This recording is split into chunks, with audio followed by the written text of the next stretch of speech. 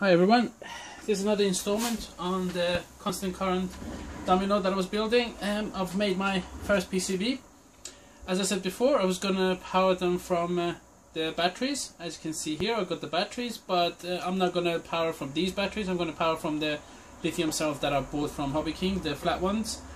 So this is the PCB that I've done. This is showing me the voltage of one of the cells. As you can see here, it is 4 volt, and this is the output of the DC-DC converter, 13.73. I've just selected, anything above 12 volt will work fine. So I've selected 13 points. This voltage gives me the less amount of currents drawn from the battery. So that's why I've selected this. This is my little ammeter here, and I've got another set of battery to go into another DC-DC converter to run this, because this requires its own ground. It can't be a common ground between the actual constant current dummy load and this. Then it needs to have a separate ground. And this is my pot and the rest of the circuit, which I mentioned before. And here we are. You can see I'm just pulling current, so I'm going past 1 amp.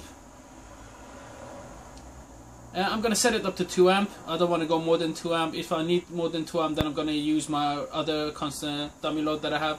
The only reason is because this is going to go inside the enclosure, and I don't want these resistors to get too hot. And as I've got the lithium cell inside there as well, I don't want the lithium cells to start heating up and stuff like that. So I'm just going to leave it at 2 amp maximum current they can take.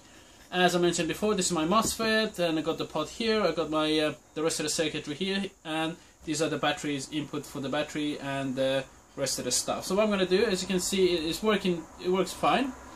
There's no issue. Remember, there was issue before when I had it on the breadboard. The voltage keep jumping around. You don't get that anymore here. It's quite stable now. And the ripple that I get on the DC-DC converter is about 50 or 60 millivolt. I measured it with my Ragoscope, so that's reasonably fine. It doesn't affect the function of this or the dummy load, so that is fine. Besides, I've got a lot of bypassing, as I'll show you later on the PCB, so that helps to keep everything nice and stable. So what I'm going to do is I'm going to cut the batteries, and then I'll just show you, because this was for just testing purposes. So I'm just going to show you what's going on at the back. So let me just disconnect everything from here.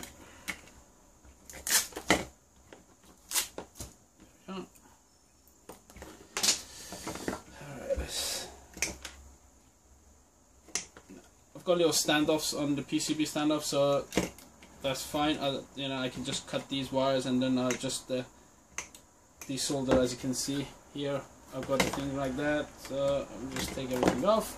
Makes it nice and easy, so I can explain to you exactly what's going on. So this is the top side of the board. I got my inductors for the DC-DC converters. I got some resistors and stuff like that. I got the voltage divider for the DC-DC converters. I could have used the surface mount SMD resistors, but as I got a lot of through holes, I thought I'd just use them. This is another inductor to filter the voltage of the the output of the DC-DC converter. Down here is where my voltage reference is, the LT1009, and I've got 10 ohm 1% resistors, 1 watt resistors here to give me my 1 ohm resistor. And this is the back of it. I don't know how good that shows on the camera. Okay, here we are. So we've got my first DC-DC converter over here. So I got my battery coming in, I got some filtering, and then I got my DC-DC converter here. I got the little capacitor, surface mount capacitor, to set the frequency of the DC-DC converter. It's at about 90 kilohertz. And then I got that going to a Schottky diode. So I got into inductor, and after the inductor, into my Schottky diode. Then I've got a little surface mount tantalum capacitor here for bypassing, and then I got 2 more over here. And then these are after the second inductor, so they're going to form another filter here. So I got filter that. Then what I've done, I've put another inductor here, and I've got some more capacitor here, and then that feeds into my voltage reference and to the op amps and the rest of the circuit over there. And then I got another set of DC-DC converter, exactly the same, so I'll just duplicate it basically. So this one doesn't have an extra filtering because it didn't require to have that many filters, because this is just for the display, so display works fine with the way it is. So I got a DC-DC converter, I got some voltage divider here to give me 8 volts. So I get 8 volts for the display, and I get about 13, almost 14 volts for the for the dummy load, and then that goes through another Schottky diode, and tantalum capacitors and 2 more surface mount capacitors and another inductor and capacitor here to give me the output for the display. So here we are. This board, I could have made the board really small and tiny if I crammed everything together, but I just wanted to space them out because there's a lot of heat that's involved. You know, these are going to get hot, and you know, I didn't want to heat up the rest of the circuit with these, so I'll just try to spread everything out, and I didn't want the noise from here to go into anywhere near there, so I just, you know, I just left it around. I got a big ground going around here in the middle, so I got ground going around here, so it separates basically the DC-DC converters from the actual voltage reference and dummy load.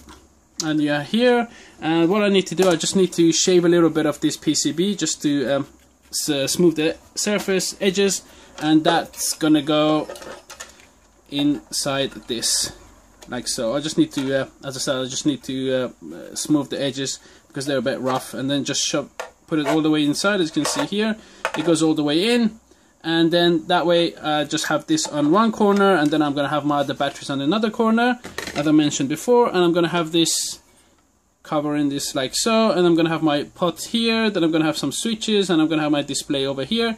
And as this sits on an angle because of this, then it's, you know, it's really good, so it's really visible for everything to, you know, for me to see everything. So that's that.